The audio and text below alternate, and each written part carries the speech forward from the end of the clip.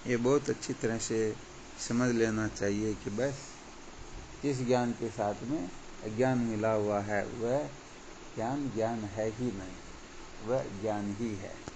तभी जो बताया ना, वैसे इसको भी अन्मय आत्मा बोलते हैं, परंतु ये जो अन्मय आत्मा है ये यथार्थ नहीं है, ये मिथ्या है। और इसके बारे में जितने भी विकल्प उपस्थित हो सकते हैं वो सारे के सारे, हाँ, वो भले व्यवहारिक दृष्टि से देखा जाए तो ये बहुत बड़ा ज्ञान होगा, परंतु ये ज्ञान ज्ञान है ही नहीं, क्योंकि इसके साथ में क्या मिल गया है? अज्ञान मिल गया, इसलिए ये ज्ञान अज्ञान कहलाएगा। कोई प्राणमय की साधना कर ले, कोई मन को कितना भी किसी भी प्रकार से कैसा भी क्यों न मना ले, जानकारियाँ कितनी भी प्राप्त क्यों न कर ले, कितने भी स्तोप भोग के साधन क्यों न अपना ले, तो सुखी क्यों न हो जाए, फिर भी ये जितना भी ज्ञान है ये सारा का सारा ज्ञान ही है।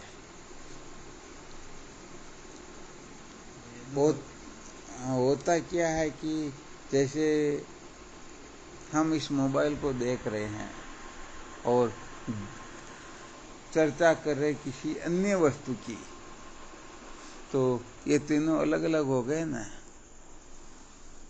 जैसे ये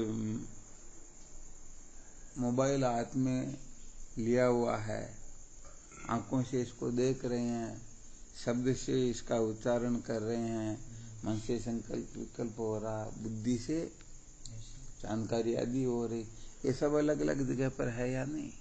एक ही जगह पर थोड़ी है, 3-4 विकल्प। तो ये कुल मिलाकर के ज्ञान हो गया। तो यथार्थ में ज्ञान वही है जिसके साथ में ज्ञान नहीं मिला हुआ हो। ज्ञान मिला हुआ है तो समझ लेना चाहिए कि ये ज्ञान ज्ञान है ही नहीं। इस दृष्टि से देखा जाए तो जो शुद्ध ज्ञान है, वास्तविक ज्ञान है, हम जितने भी जागने से लेके सोने तक कल्पनाएं करते हैं, मान्यताएं मनाते हैं, पता नहीं क्या क्या करते हैं, इसको ज्ञान कहेंगे? ये ज्ञान है ही नहीं। इनके साथ में स्वार्थ छिपा होता है, मान बढ़ाई छिपी होती है, लोभ छिपा होता है, अनेक प्रकार की कल्पनाएं होती हैं। कुल मिलाकर दुख छिपा हुआ है। कुल मिलाकर के यही बात है। इसलिए सदा सर्वदा बहुत अच्छी तरह से ध्यान रखना चाहिए। हम क्या कि बहुत ज्यादा बहक जाते हैं, थोड़ा बहुत ज्ञान हुआ क्या होता है, परंतु अपने को पता ही नहीं इस ज्ञान के साथ में ज्ञान मिला हुआ है या यथार्थ में ज्ञान है। तो यथार्थ में जो ज्ञान है उसको महत्व दो, जीवन सार्थक हो जाएगा। यही जीवन का सार है। जो ज्ञान है वो स्वयं दुख स्वरूप है, तो हम जितने भी कल्पना मान्यता बनाते हैं सभी दुख होने तो सभी सुखी रहते हैं, उल्टा होता है। बिल्कुल बिल्कुल, दुखी रहते हैं क्योंकि इनके साथ में ज्ञान मिला हुआ है। तो ये वास्तव में उस अधिष्ठान आत्मा का ज्ञान है ही नहीं। अधिष्ठान आत्मा के सिवाय किसी का भी चिंतन करें, मनन करें, जानकारी प्राप्त करें, कुछ भी क्यों नहीं करें, इन सब के साथ में ज्ञान मिला हुआ है, क्योंकि ये सब ज्ञान कृत है। ज्ञान थोड़ा का ज्ञान। हाँ बिल्कुल बिल्कुल। बात ये है कि जो कार्य होता है, जो विकारी होता है, जो बनने बिगड़ने आदि वाला होता, मिथ्या वस्तु जो होती है, उसका यदि हम कितना भी ज्ञान क्यों न कर ले, जैसे मृग तृष्णा के जल का कितना भी ज्ञान प्राप्त कर ले, इतना तो गहरा है, इतना लंबा है, इतना चौड़ा है, ये पानी खारा है या मीठा है, इसमें कितना कितना क्या तत्व घुलनशील है, वो सब पता लगा ले, परंतु अज्ञान हुआ या नहीं हुआ? क्योंकि वहां तो जल है ही नहीं ना। जिस वस्तु की सत्ता ही नहीं है उसके बारे में करोड़ों जानकारियां प्राप्त क्यों न कर लो, है तो अज्ञानी। वैसे संसार है ही नहीं, शरीर है ही नहीं, मन बुद्धि है ही नहीं, ये सारा का सारा कल्पना मात्र है। अधिष्ठान में बिना वो यही प्रतीत हो रहा है। अब लोग इसकी कितनी जानकारियां प्राप्त कर बैठे हुए हैं, तो वह ज्ञान वास्तव में ज्ञान नहीं कहलाएगा। ज्ञान वह होता है जो ज्ञान को सदा सदा के लिए निवृत्त कर दे। ये ज्ञान को मिटा नहीं रहा, बल्कि ज्ञान को और पुष्ट कर रहा, और मजबूत कर रहा है। रस्सी में जो सर्प प्रतीत होता है ना, उस सर्प को मारने के लिए कोई डंडा लेने के लिए दौड़े तो दूध का कटोरा लेने के लिए दौड़े, वो तो सर्प को पुष्ट कर रहा ना, जबकि सचमुच में तो सर्प वहां है ही नहीं। इसीलिए इस संसार में जो कुछ भी ऋणी करनी से लेकर के जो कुछ भी है, कल्पनाएं, मान्यताएं, जानकारियां, ये सारी की सारी वास्तव में जो जगत है ही नहीं, उसी के बारे में है। इसलिए इसके साथ में ज्ञान मिला हुआ है। ये फॉर्मूला बहुत अच्छी तरह से चिंतन करने योग्य है। वास्तव में जो ज्ञान है, उस ज्ञान को कोई महत्व दे तो अजर अमर हो जाता है, और उसको महत्व न दे करके जितनी भी जानकारी प्राप्त करा, ये सब धोखे की बातें होती हैं। इनसे कुछ भी फायदा होने जाने वाला है ही नहीं। एक ही झटके में सारा का सारा अस्त व्यस्त और ध्वंस हो जाएगा। तो जो चीज बनने बिगड़ने वाली, उनके प्रति क्या महत्व रखना, क्या उनके पीछे पागल होना, क्या उस ओर प्रवृत्त होना, क्या उसके लिए अपने जीवन को खपा देना। इसलिए यही जीवन का सार है कि बस वास्तव में आत्मचिंतन ही जीवन का सार है। अनात्म चिंतन का त्याग ही जीवन का सार है। अब हम यहाँ इस प्रकार से करने में समर्थ हो जाते हैं, अपना जीवन धन्य बना लेते हैं, और नहीं हो पाते हैं तो ये जीव ऐसे ही जन्म मृत्यु की श्रृंखला में भटकता ही रहता है। इसे छुड़ाने वाला कोई है ही नहीं। ये खुद ही बंधा हुआ और खुद ही मुक्त होगा, और कोई दूसरा तीसरा कोई कुछ करने वाला नहीं है ना। बस यही महत्वपूर्ण बात होती है। आत्म चिंतन मतलब अशांति को खा जाता है, अनात्म चिंतन शांति को खा जाता है। बिल्कुल सत्य बात है। यहाँ पर यदि कोई अनात्म चिंतन करेगा तो उनके जीवन से सुख जो है सदा सदा के लिए गायब हो जाएगा।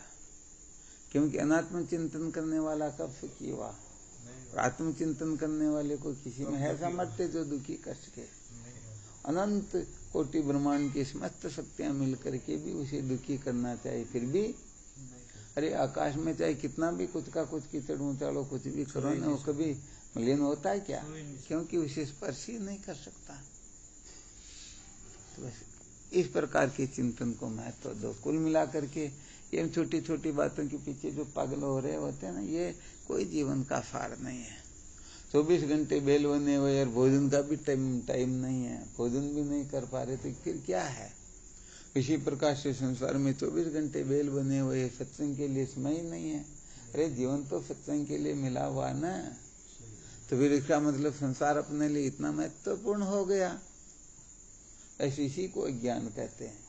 हम कितना भी कुछ भी क्यों नहीं जानते हैं, परंतु महत्व किसको दे रहे पता चल जाता है कि ये ज्ञानी है या अज्ञानी है, ये भटके हुए है या ठीक रास्ते पर चल रहे, बहिर्मुख या अंतर्मुख पता चल जाता ना।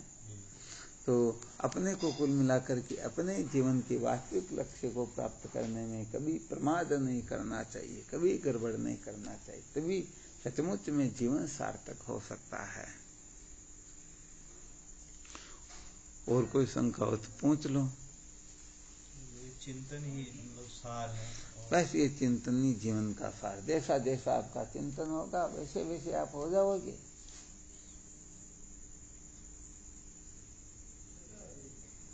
जो मन नारी की ओर निहारत सो मन होता है नारी कुरूपा, जो मन कंसों क्रोध करे तब क्रोध माही होता ही स्वरूपा।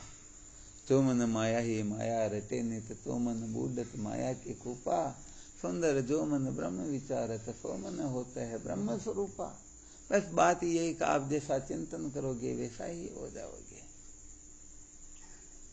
हम जैसा सोचते हैं ना वैसे ही हो जाते, क्योंकि हम तो स्वयं कल्प वृक्ष है ना। दृष्टांत भी आता नहीं, कोई कल्प राहगीर था तो थका हुआ था तो जा रहा। हाँ वो बिल्कुल आता है। वो तो जैसी जैसी कल्पना करता है, यहाँ काट आ जाए तो काट आ गई, पानी आ जाए तो पानी आ जाए, घरवाली जीतेगी तो भी घरवाली, और फिर अंत में कल्पना कर ली इतना तो सब कुछ हो गया, परंतु शेर आ जाए तो मुझे खा जाएगा। आया और खा गया, क्योंकि वो कल्प के नीचे तो सोया हुआ था। तो भाई हम उत्थान का पतन का जैसा जैसा संकल्प करेंगे वैसा वैसा अपने को प्राप्त हो जाएगा। इसलिए सदा सर्वदा महान बनने की चेष्टा करनी चाहिए, अनात्म चिंतन के त्याग का प्रयत्न करना चाहिए। यदि अपने जीवन में यह है तो समझो हम सचमुच में जीवन को धन्य बना लेंगे। इसलिए सत्संग के लिए अपने को समय पूर्ण रूप से निकालना चाहिए, चाहे ठीक कुछ थोड़ा भी सुने, परंतु हाँ सत्संग सुनेंगे तभी तो पता चलेगा, वरना ये अपनी 2 कौड़ी की जो जानकारियां ना इसको लेकर के भटकते रहेंगे, कुछ भी होने जाने वाला नहीं। यदि हमारी जानकारी ठीक हो तो फिर संसार के पीछे इतना पागलपना क्यों है? हाँ, क्योंकि जीवन तो सत्संग के लिए मिला ना, असली काम तो यही है। इसलिए सत्संग को महत्व दो और अपने हिसाब से जीवन को चलाते रहो।